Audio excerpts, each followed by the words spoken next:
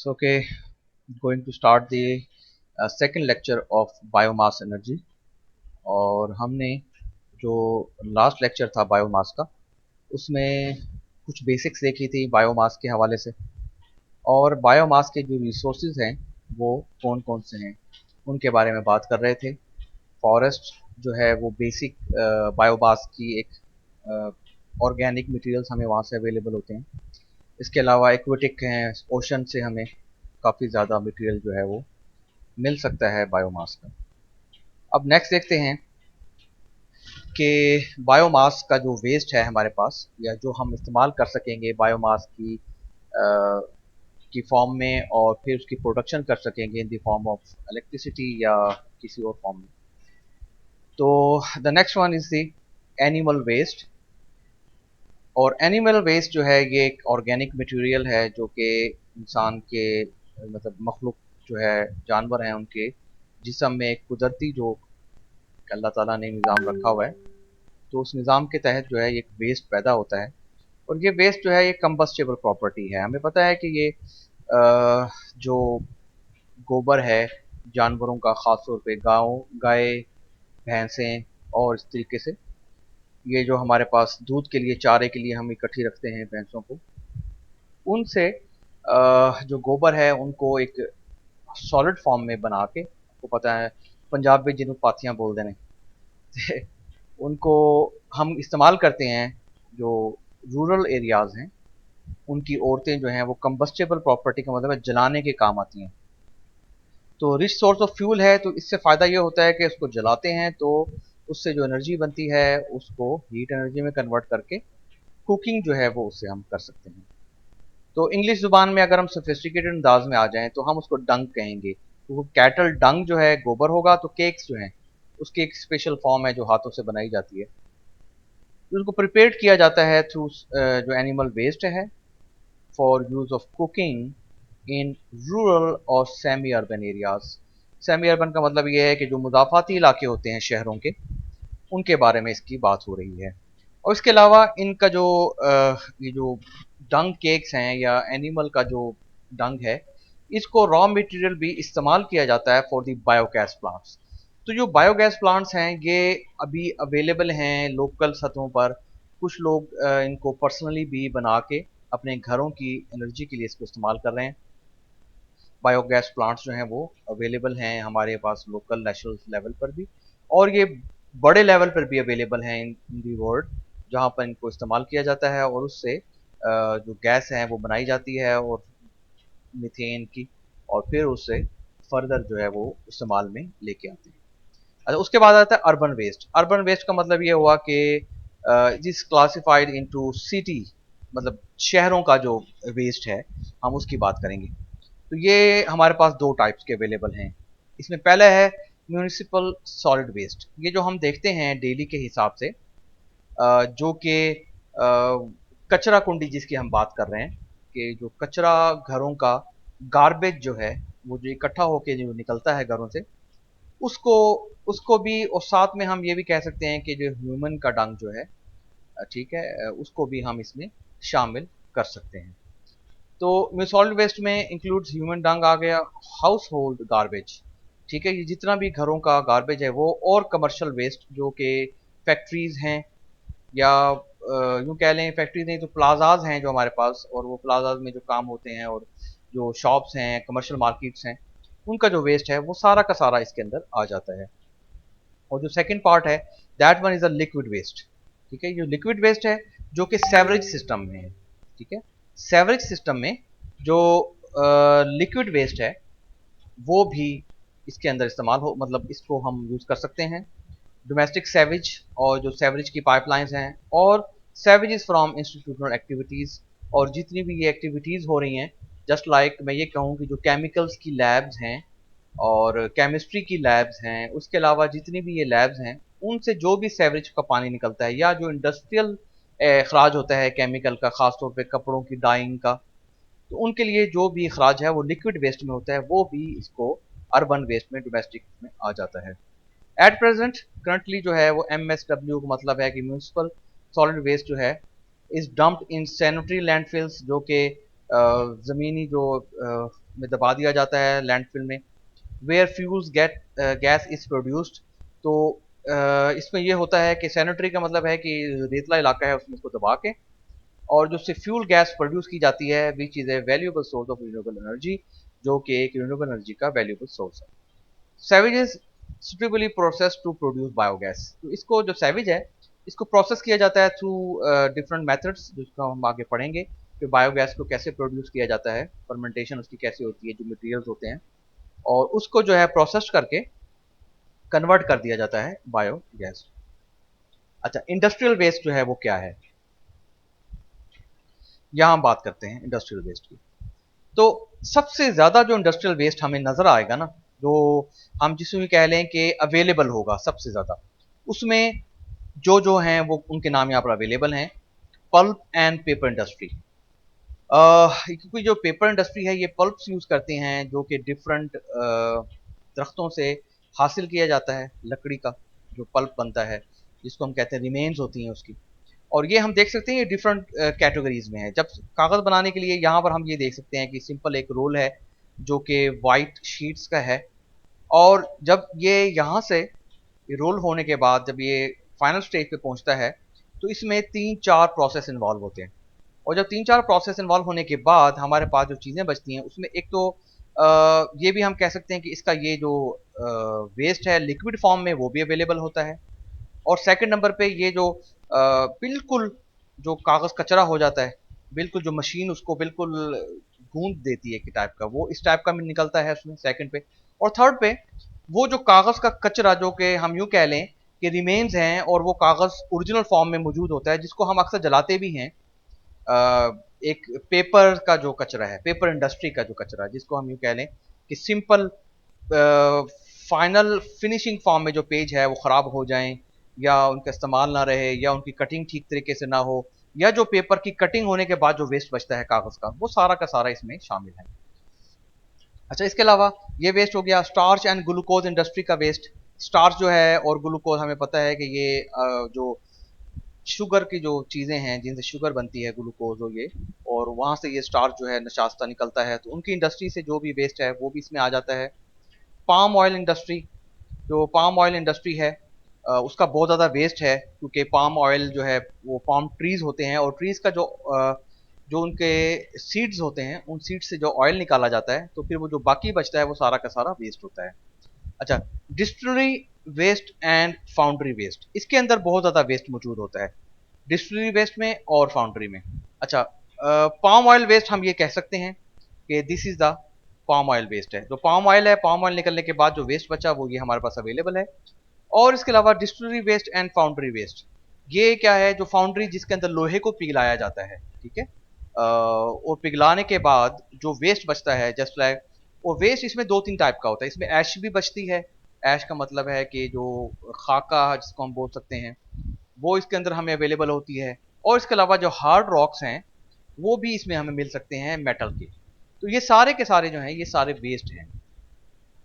और इसके अलावा ये जो वाटर का वेस्ट है, ठीक है, ये जो वाटर है इसके अंदर से भी जो सेवरेज वाटर है इंडस्ट्रियल का, जो सेवरेज नहीं बल्कि हम केमिकल वेस्ट कहेंगे, जो केमिकल वेस्ट है जस्ट लाइक खाद फैक्ट्रियों का जो वेस्ट है, और इसके अलावा जितनी भी ये कपड़ा बनाने की जो भी फैक्ट्रीज हैं डाइंग की, खासतौर पे सितारा केमिकल की, जो अगर आपको अंदाजा हो तो वहां से भी सारा का सारा वेस्ट भी जो है वो हमें अवेलेबल होता है।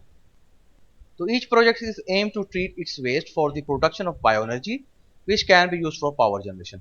तो इसका क्या है कि किसी भी प्रोजेक्ट को जो है वो एम किया जाता है ट्रीट करने के लिए कि वेस्ट जो है प्रोडक्शन की बायो एनर्जी के हिसाब से वो क्या होगी, और वेस्ट को जो है कन्वर्ट करेंगे बायो एनर्जी में, उसके बाद उस बायो एनर्जी को हम कन्वर्ट कर सकेंगे for the production of power generation. जब बायोफ्यूल्स क्या हैं इसके बारे में बात करते हैं।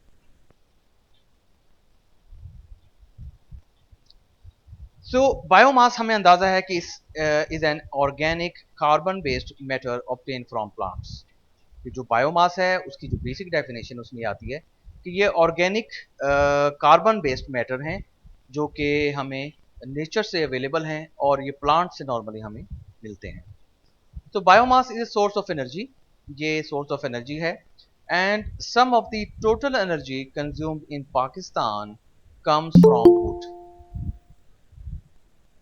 कि जो बायोमास, ये जो टोटल एनर्जी हम कंज्यूम करते हैं इन दी पाकिस्तान रीजन, और ख़ास तौर पे जो रूरल एरियाज हैं उसके अंदर, वो कैसे आती है? वो कम्स फ्रॉम वुड, जो लकड़ियां हैं उनसे हम हासिल करते हैं। क्रॉप रेजिड्यूज जो हैं, जो हमारे पास फसल है, फसल का जो रेजिड्यूज या रिमेन्स बच जाती हैं, उनसे भी हम उनको जला के, काउ डंग जो है वो भी इसमें शामिल है।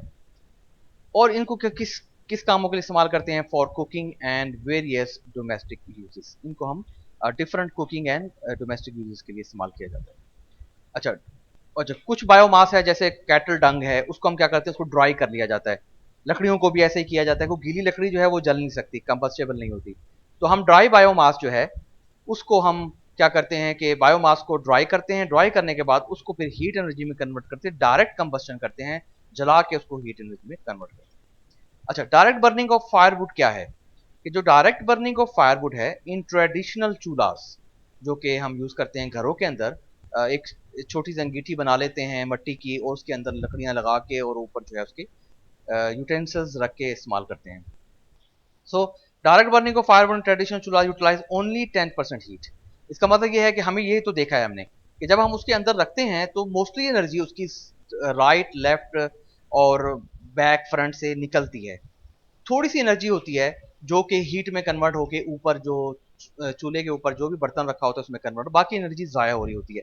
और वो ज़ाया होने के अलावा जो सबसे बड़ा उसको नुकसान ये है कि हम उसको अच्छे तरीके से प्रिजर्व नहीं कर सकते इस एनर्जी को। तो सिर्फ 10% जो है वो हीट में कन्वर्ट कर सकते हैं, जो ट्रेडिशनल चूल्हाज हैं। तो beside inefficient burning, smoke discharge in kitchen is a health hazard. और ये भी एक वो बड़ा मसला है कि एक तो इनएफिशिएंट बर्निंग है उसकी, और दूसरे नंबर पे कि जो स्मोक का डिस्चार्ज है वो किचन अगर हमारा बंद होगा तो लाजिम बात है वो प्रॉब्लमेटिक होगा, वो भी जो हेल्थ के लिए हैजर्ड होगा। लेकिन ओपन स्पेस में अगर हम करेंगे तो वो लाजिमी बात है, तो हेल्थ के लिए ना सही तो कम से कम इन्वायरमेंटल इम्पैक्ट उसका जरूर आएगा।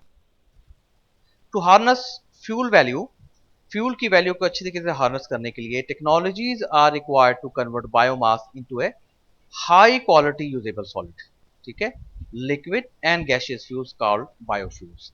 तो क्या है, हार्नस करने के लिए अच्छे तरीके से हम ये कहें कि जो भी बायोमास है उसको ठीक तरीके से इस्तेमाल करें और ऐसे टेक्नोलॉजीज के थ्रू उसको कन्वर्ट करें बायोमास को high quality usable solid, liquid या गैसियस फ्यूल, ताकि वो हमारा जो फ्यूल है वो उसकी क्वालिटी भी बेहतर हो और उसका इन्वायरमेंटल इम्पैक्ट भी ज़्यादा ना हो।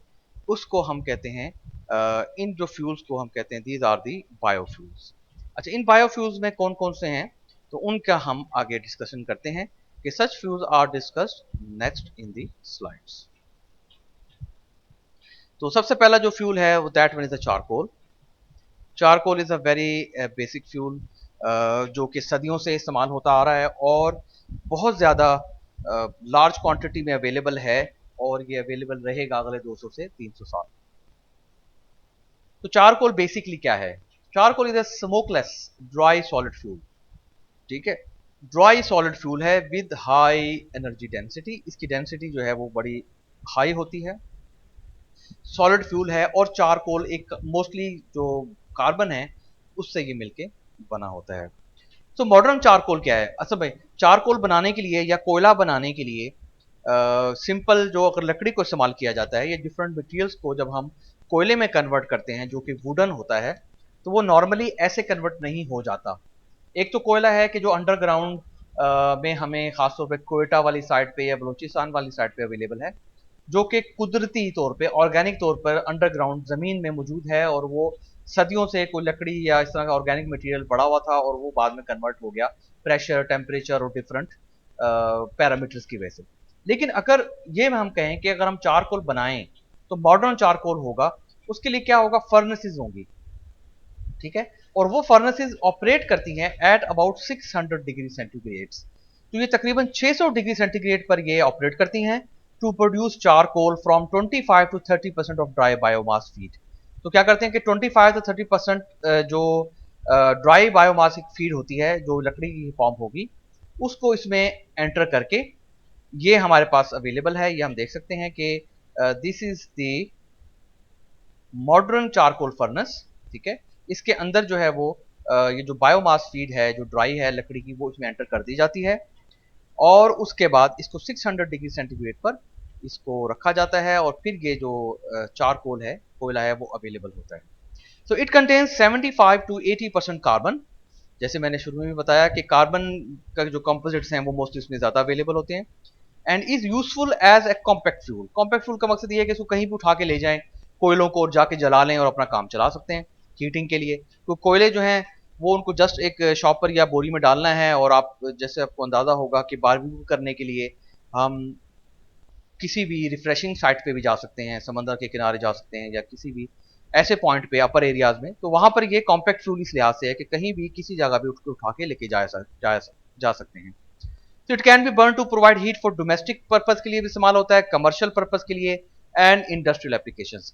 डोमेस्टिक के लिए जैसे मैंने आपको बताया घरों में बारबेक्यू के लिए या और अंगीठियां जलाने के लिए, कमर्शियल के लिए इसको क्योंकि बारबेक्यू जब कमर्शियल लेवल पे आता है तो वहां पर शादियों में भी इसको इस्तेमाल हो रहा होता है। इंडस्ट्रियल एप्लीकेशन में भी इसको इस्तेमाल कर सकते हैं for the production of the electricity. Coal के जो हैं वो जो पावर प्लांट्स हैं वो भी अवेलेबल हैं और उनसे बिजली जो है वो बनाई जा रही है, लेकिन उनके हैजर्ड्स बेशक हैं इन्वायरमेंटल, लेकिन उनसे बिजली जो है वो बड़ी सस्ती बन सकती है। अच्छा, चारकोल ब्रिक्यूटिंग क्या होता है इसके बारे में जरा बात करते हैं कि एक सिंपल चारकोल बनाना और फिर चारकोल बनाने के बाद उसको ब्रिक्यूटिंग में कन्वर्ट करना या पैलेटिंग में कन्वर्ट करना। What is this term? So biomass को ब्रिक्यूटिंग जो है वो किसी भी चीज की कर दी जाती है, खाली इसके लिए जरूरी नहीं है कि वो सिर्फ चारकोल की होगी या कोयले की होगी, वो किसी भी बायोमास की होगी। और क्योंकि हमने एक ऐसे सॉलिड फॉर्म में उसको लेके आना है ताकि उसका वेट जो है वो कम हो जाए। So biomass briquetting is densification of loose biomass into a high density solid fuel. मतलब ये हुआ कि लूज बायोमास है, लूज का मतलब है कि लकड़ी के टुकड़े हैं वो खुले पड़े हुए हैं, लूज पड़े हुए हैं, रॉ मटेरियल हैं। आप क्या करते हैं कि उन लूज बायोमास को हाई डेंसिटी सॉलिड फ्यूल का मकसद है कि इकट्ठा करके कंबाइन करके उसको दबा के क्रश करके ड्राई करके मशीन में इसको एक पैलेट बना लिया जाता है। पैलेट का मतलब है टुकड़ा बना लिया जाता है, जैसे वो लगेगा जैसे लकड़ी का एक पूरा मोटा टुकड़ा है और फिर उसको जलाया जाता है सॉलिड फ्यूल में, मतलब सॉलिड बन जाती है वो, फिर उसको फ्यूल में कन्वर्ट कर लिया जाता है। So biomass of any form such as coconut sticks, sorry cotton sticks, जो कॉटन की स्टिक्स हैं वो उसमें है, राइस हस्क जो चावल के जो निकालने के बाद उसका पीछे से हमारे पास जो रिमेन्स बचती हैं वो, कोकोनट शेल्स वो भी इसमें आ जाते हैं, सॉ डस्ट जो लकड़ी जो काटते हैं काटने के बाद उसकी डस्ट निकलती है वो इसमें शामिल है, वुड चिप्स लकड़ी के जो छोटे टुकड़े होते हैं जब लकड़ी को कटिंग की जाती है तो टुकड़े बचते हैं, इन सब को कैन बी कन्वर्टेड इनटू ब्रिक्विट्स। तो इन सब को कन्वर्ट कर लिया जाता है ब्रिकेट्स में या पैलेट्स में। आसान अल्फाजों में अगर मैं बात करूं तो we can easily say these are the pellets. So it reduces the volume to weight ratio. इसका सबसे बड़ा एडवांटेज है कि अगर पहले जो वॉल्यूम था वो मैं ये कहूं कि तकरीबन 4x4 फीट के बॉक्स में आ रहा था, अगर मैं ये कहूं कि कॉटन की जो स्टिक्स हैं वो 4x4 फीट के बॉक्स है एक, उसके अंदर हमने उसको रखा हुआ है, लेकिन जब उसको ब्रिक्यूट्स बनाएंगे तो लाजमी बात है वो इतनी छोटे साइज में आ जाएंगी कि उसकी जो वॉल्यूम टू वेट रेशो है वो भी कम हो जाएगा और वेट भी ऑटोमेटिकली कम हो जाएगा उसका, क्योंकि उसको सुखाएंगे ड्राई करेंगे उसका जो गीलापन है वो भी खत्म करेंगे और वॉल्यूम जो है वो भी छोटा हो जाएगा। हो सकता है वो 2x2 फीट के बॉक्स में सारा का सारा आ जाए।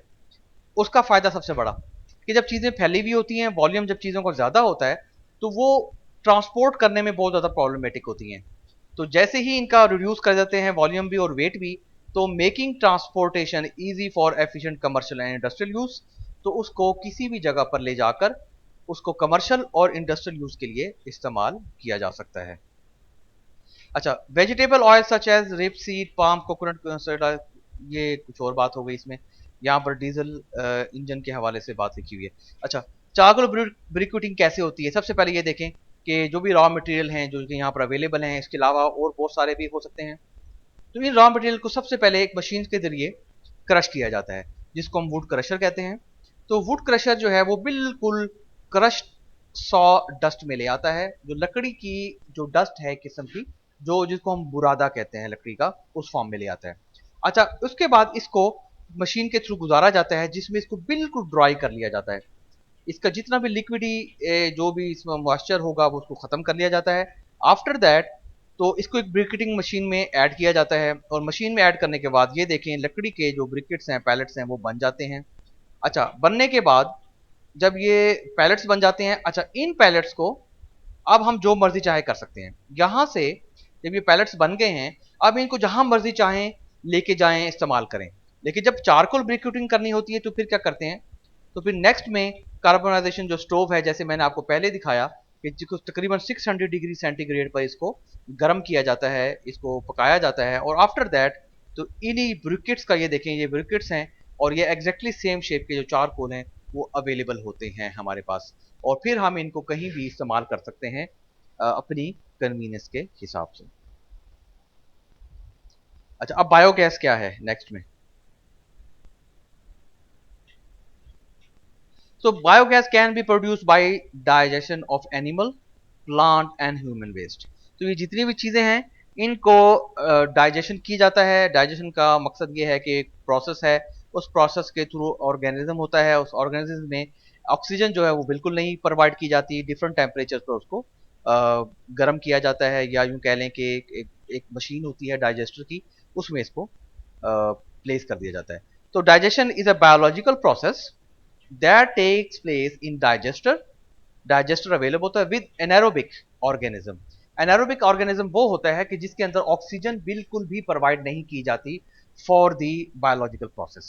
ठीक है, तो एनारोबिक डाइजेस्टर वो डाइजेस्टर होता है कि जिसमें जो बायोलॉजिकल प्रोसेस होता है विदाउट एनी ऑक्सीजन, ठीक है, और उसको जो टेम्परेचर होता है वो होता है 35 degree centigrade to 70 degree centigrade. तो हम देख सकते हैं कि लाइफ स्टॉक वेस्ट, जानवरों का, क्रॉप्स वेस्ट, वाटर सेवरेज का, फूड वेस्ट, इंडस्ट्रियल वेस्ट या फूड वेस्ट, वो सारा का सारा आ जाता है एनारोबिक डाइजेस्टर में। और यहाँ जो बायोलॉजिकल प्रोसेस होता है वो होता है विदाउट एनी ऑक्सीजन, और टेम्परेचर होता है 35 degree centigrade to 70 degree centigrade. अच्छा, यहां से क्या होती है, बायोगैस जनरेट होती है, और इस बायोगैस जनरेशन के बाद इसको डायरेक्ट इलेक्ट्रिसिटी में भी कन्वर्ट किया जा सकता है, और इसको हीट में भी कन्वर्ट किया जा सकता है। अच्छा, इस बायोगैस से फिर फर्दर जो है वो फर्मेंटेशन करके इसकी बायोमीथेन जो है वो बनाई जा सकती है, और जो डाइजेस्टर से जो दूसरे नंबर पे जो इसका फुजला निकलता है, या जो इसका अखराज होता है, जो वेस्ट इसका जो मटेरियल बाकी बच जाता है, वो उसको हम डाइजेस्टेट कहते हैं, और उस डाइजेस्टेट से हम फिर फर्टिलाइजर बना सकते हैं, फर्टिलाइजर निकल सकती है, हमारी सॉयल अमेंडमेंट्स हैं, उसके ज़रात हैं, लाइफ स्टॉक बेडिंग है। लाइफ स्टॉक बेडिंग का मकसद ये हुआ कि ये जो डाइजेस्टेट निकलता है, इसको जो जानवर हमने पाले हुए होते हैं उसकी ग्राउंड की बेडिंग में डाल देते हैं, ताकि जानवर जो है वो उसकी लिक्विडी मटेरियल जो है वो जब वो यूरिन करता है तो उन चीज़ों से बचा जा सकता है। तो ये डाइजेस्टर सारा का सारा यहाँ यूज हो जाता है, ये खाद जो है। और जो बायोमीथेन है, इससे फर्दर जो है फिर फ्यूल, गाड़ियों का में जो फ्यूल है उसको मिक्स कर दिया जाता है इसको, और साथ में जो इसकी ग्रिड गैस जो है उसकी ग्रिड में भी इसको ऐड करके इसकी जो गैस है उसको बेहतर अंदाज से चलाया जा सकता है। तो this is the basic concept of biogas. अच्छा, अब बायोगैस में क्या क्या जो वॉल्यूम्स हैं, जो कंपोनेंट्स हैं वो अवेलेबल होते हैं। तो रूरल एरियाज में, जो कि गांव के एरियाज हैं, तो वहां पर जो घर के लोग हैं वो क्या करते हैं कि बायोगैस प्लांट्स जो हैं वो बनाते हैं, ऑपरेट करवाते हैं फ्रॉम काओ एंड बोफेलो डंग। जैसे मैंने आपको पहले भी बताया कि लोकली सतह पर हमारे गांव में एक वो गड्ढा खोदते हैं, उसके अंदर जो ये जो काओ बोफेलो का डंग है उसको प्रेस करते हैं, विदाउट ऑक्सीजन होता है, और फिर जो है वहां से जो उसके बाद प्लांट छोटा सा लगा देते हैं, उस प्लांट से जो है वो फिर गैस भी उनको मिलती रहती है, और एक एक्स्ट्रा प्लांट लगा के इलेक्ट्रिसिटी प्लांट जो है वो लाइटिंग भी जनरेट कर सकते हैं। तो बायोगैस जो है वो किन की चीजों का मिक्सचर है। तो हम देख सकते हैं कि methane CH4, carbon dioxide CO2, water vapours HO2, H2O, oxygen O2, nitrogen N2, ammonia NH3, hydrogen H2, hydrogen sulphide H2S। तो इसमें जो मोस्टली है, जो मोस्टली मिकदार है वो मीथेन की है, जो कि गैस है, वो हमारे पास 50 टू 75% वॉल्यूम है। कार्बन डाइऑक्साइड 25 टू 45% है, इसके दरमियान में कहीं अवेलेबल होगी। जो वाटर वेपर्स हैं वो 2 से 7% है। बाकी जो चीजें हैं ऑक्सीजन, नाइट्रोजन, अमोनिया, ये बहुत ही लोअर उसमें है, less than 2, less than 2, less than 1, less than 1। और जो हाइड्रोजन सल्फाइड है ये बहुत ही लोअर लेवल पे है, 20 से 20 ppm का मतलब है के पार्ट्स पर मिलियन, बहुत ही जो लोअर लेवल पे जिसे हम बात कर सकते हैं कि मिलियंस के हिसाब से बहुत ही मतलब ना होने के बराबर एक वॉल्यूम है इसका। तो हैविंग इसका कैलोरीफिक वैल्यू जो है बायोगैस की जो है वो क्या होती है, वो तकरीबन 5000 से 5500 किलो कैलोरी पर किलोग्राम, मतलब 1 किलोग्राम में हम इतनी एनर्जी उससे जो है वो जनरेट कर सकते हैं बायोगैस से। अच्छा, इसके बाद आ जाता है लिक्विड फ्यूल। लिक्विड फ्यूल इसको हम एथेनॉल बोलते हैं, मतलब दिस इज ऑल्सो अल्कोहल। सो जो एथेनॉल है वो है C2H5OH, और ये this is a flammable colourless biofuel. आपको पता है जो अल्कोहल है वो फ्लेमेबल होती है, उसके अंदर फौरन आग लगती है, और वो इस मामले में काफी खतरनाक है, और ये कलरलेस होता है। ये जो फ्यूल है, ये जो एथेनॉल है, ये कलरलेस होती है, इसका कोई कलर नहीं होता, ट्रांसपेरेंट होती है। तो it can B produce by fermentation. Fermentation मतलब यीस्ट करना, खमीर करना, ऑफ एनी फीड स्टॉक, जो कि बचा के रखा होता है फीड का स्टॉक जो होता है, विच कंटेन्स शुगर और स्टार्च और इवन सेलुलोज मटेरियल्स। तो ऐसा मटेरियल जिसमें शुगर अवेलेबल हो, स्टार्च नशास्ता अवेलेबल हो, और हत्ता के ये जो सेलुलोज मटेरियल हैं जिसके अंदर ये ग्लूकोज हैं, जो इसके अलावा जितने भी ये हैं फ्रक्टोज हैं, ठीक है, और गैलेक्टोज हैं, इस तरह की जितनी भी चीजें हैं हेक्सोस टाइप की, जो उनके अंदर जो मटेरियल हैं उनसे एथेनॉल जो है उसकी फर्मेंटेशन, मतलब उनको उनकी फर्मेंटेशन करके एथेनॉल जो है उसको प्रोड्यूस किया जा सकता है। तो अब कौन कौन सी ऐसी चीजें हैं जिसमें बायोमास में हम कह सकते हैं कि उनमें शुगर जो है वो अवेलेबल होती है। तो बायोमास कंटेनिंग शुगर आर, सबसे पहले हम बात करें शुगर बीट्स। तो शुगर बीट्स जो हैं वो ये हैं, और ये शुगर बीट्स को हम क्या बोलेंगे अपनी आसान जुबान में, उर्दू जुबान में? कोई बता सकता है मुझे what is the sugar beet? Sugar beet in Urdu जुबान, एनीवन? सर शलजम। नहीं, शलजम नहीं। शलजम से मिलता जुलता होता है, गुलाबी कलर का, रेडिश सर गुलाबी कलर का। चुकंदर चुकंदर। चुकंदर, yes yes yes, exactly exactly. तो शुगर बीट्स जो है ये चुकंदर हैं, ठीक है, और चुकंदर के अंदर जो है ना ये शुगर की अवेलेबिलिटी होती है, और वहां से जो है वो इथेनॉल की फर्मेंटेशन की जा सकती है, इथेनॉल। नंबर 2 पे शुगर केन। ये तो हमें अंदाजा है, इसका नाम भी शुगर केन इसलिए रखा गया है कि इसमें से हमें चीनी भी जो है हम इसी से ही बनाते हैं। अच्छा, स्वीट शोरगम। स्वीट शोरगम जो है ये जवार को हम कहते हैं, लेकिन ये थोड़ा डिफरेंट होती है बेसिक जवार से। देखिए ये इसके इस टाइप के पौधे होते हैं, ठीक है, और ये जो ज्वार है ये स्वीट होती है, मतलब इसमें एक सिंपल ज्वार भी है और एक स्वीट शोरगम भी है। तो ये भी इसके अंदर अब मौजूद होता है, इससे भी जो है वो एथेनॉल की जो है वो बनाई जा सकती है इसकी फर्मेंटेशन करके। Starch crop. स्टार्च क्रॉप जो है नशास्ता वाली, जिसमें कॉर्न है, छली जिसको हम बोलते हैं, और सेकंड नंबर पे व्हीट है, आटा है, एंड पोटैटो है। पोटैटो तो बहुत रिच है इन स्टार्च। तो जितने भी एक्सपेरिमेंट करते हैं ना, अगर मैं आपको बात करूं एक्सपेरिमेंटेशन ऑफ द जो लैब्स के अंदर जो स्टूडेंट अक्सर एक्सपेरिमेंटेशन करते हैं, तो स्टार्च निकालने के लिए फार्मासिस्ट के जो स्टूडेंट हैं वो आलू का ही इस्तेमाल करते हैं। तो आलू से जो स्टार्च की एक्सट्रैक्शन है वो बहुत ज़्यादा आसान है निस्बतन बाकी चीज़ों के, मतलब इसके लिए कोई बहुत ज़्यादा प्रोसेस की जरूरत नहीं है, एक सिंपल लैब के अंदर भी इसका प्रोसेस जो है वो किया जा सकता है इजीली।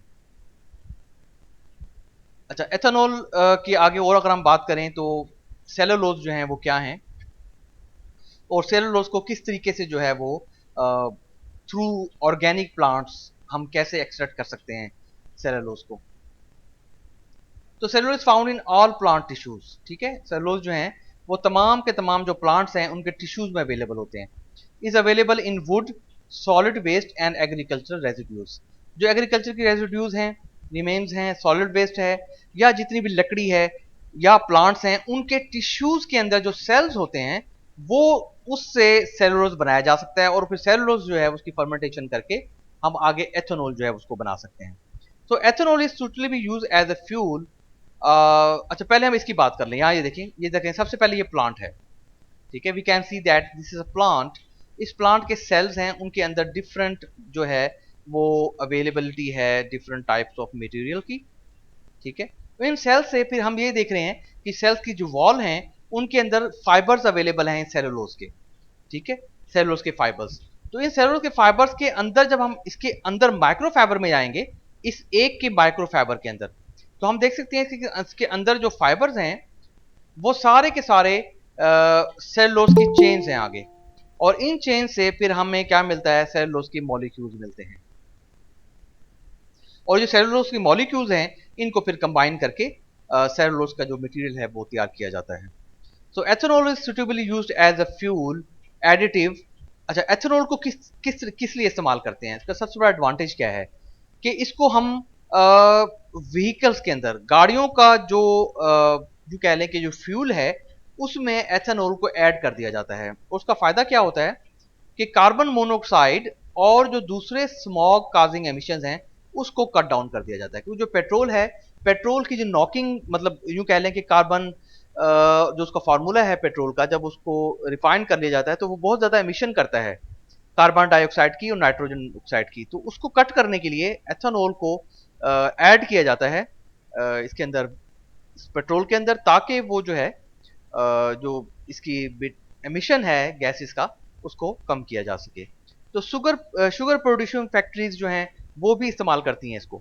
वो क्या करती हैं, पेट्रोल को ब्लेंड करती हैं विद 5% एथेनॉल के साथ, और फिर वो उसको सप्लाइड करती हैं ताकि इस पेट्रोल को फिर जो है आगे इस्तेमाल में लेके आ सकें, और इसको फर्दर जो है इसकी एप्लीकेशन जो है उसको हम इस्तेमाल कर सकें। तो इसके हवाले से अभी यहाँ तक के लेक्चर के हवाले से कोई क्वेश्चन है तो कोई स्टूडेंट को मुझसे पूछ सकता है।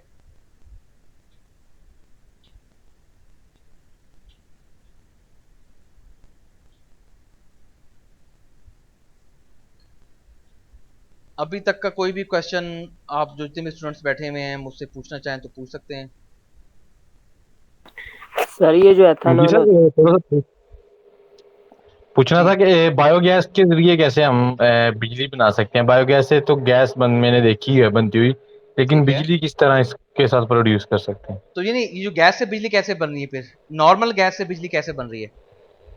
जी, वो तो हीट के जरिए बनती है, इसको भी हीट के जरिए बनाया तो सकते हैं। हाँ, तो पावर प्लांट्स है ना भाई, तो पावर प्लांट ठीक ठीक है। एक छोटा सा प्लांट लगाया जाता है, बस उसी के अंदर कन्वर्ट की जाती है, हीट होती है और वो बिजली कन्वर्ट होती है, उससे उससे मोटर चलती है, वो अल्टरनेटर जो है वो उसको चलाते हैं और बिजली बनती है हीटिंग से।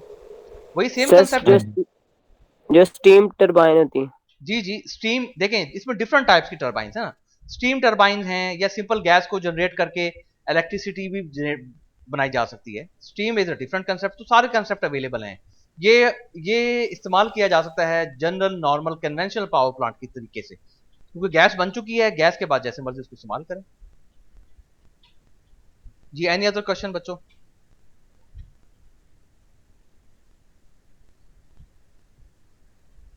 सर ये जो एथेनॉल होता है पेट्रोल में इसलिए इस्तेमाल करते हैं, जब हम पेट्रोल को इस्तेमाल करते हैं तो वो जो गैसेज हैं जो कि खतरनाक होती हैं उनको जी, खत्म करता है ये। उनको कम करता है। एथेनॉल असल में अल्कोहल है, इसको हम दवाइयों में भी, उसमें भी इस्तेमाल करते हैं, खास तौर पे जो पेंट्स हैं इन चीजों में भी इस्तेमाल होता है।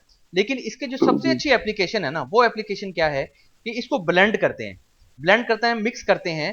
ये जो शुगर इंडस्ट्रीज हैं ये भी करती हैं और दूसरी इंडस्ट्रीज भी करती हैं। और इसलिए किया जाता है कि जो पेट्रोल है, उस पेट्रोल काफी ज्यादा जो गैस का मिशंस है वो ज्यादा करता है, ठीक है, गैसेस का। उसकी उसको उससे ये होता है कि जो एथेनॉल है, एथेनॉल सेफ है निस्बतन पेट्रोल से। तो उससे फायदा ये होता है कि इंजन की परफॉर्मेंस में भी कोई कमी नहीं आती, और बल्कि दूसरे नंबर पर ये एडवांटेज है कि जो ग्रीन हाउस गैसेज हैं उसकी एमिशन भी कम हो जाती है। जी सर। चलो।